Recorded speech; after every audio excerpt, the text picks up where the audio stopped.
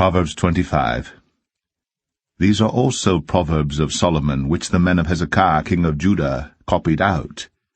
It is the glory of God to conceal a thing, but the honor of kings is to search out a matter. The heaven for height, and the earth for depth, and the heart of kings is unsearchable. Take away the dross from the silver, and there shall come forth a vessel for the refiner.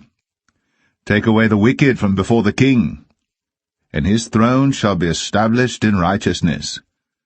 Put not forth thyself in the presence of the king, and stand not in the place of great men.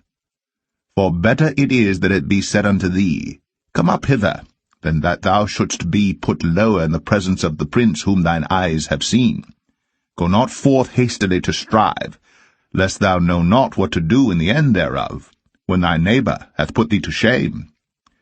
Debate thy cause with thy neighbor himself, and discover not a secret to another, lest he that heareth it put thee to shame, and thine infamy turn not away. A word fitly spoken is like apples of gold in pictures of silver. As an earring of gold, and an ornament of fine gold, so is a wise reprover upon an obedient ear. As the cold of snow in the time of harvest, so is a faithful messenger to them that send him. For he refresheth the soul of his masters. Whoso boasteth himself of a false gift is like clouds, and wind without rain. By long forbearing is a prince persuaded, and a soft tongue breaketh the bone. Hast thou found honey? Eat so much as is sufficient for thee, lest thou be filled therewith, and vomit it. Withdraw thy foot from thy neighbor's house, lest he be weary of thee, and so hate thee.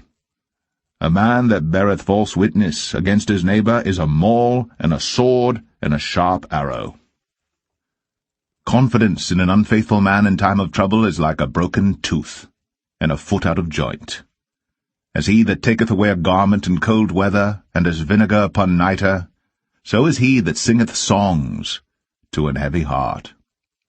If thine enemy be hungry, give him bread to eat, and if he be thirsty, give him water to drink. For thou shalt heap coals of fire upon his head, and the Lord shall reward thee. The north wind driveth away rain, so doth an angry countenance a backbiting tongue.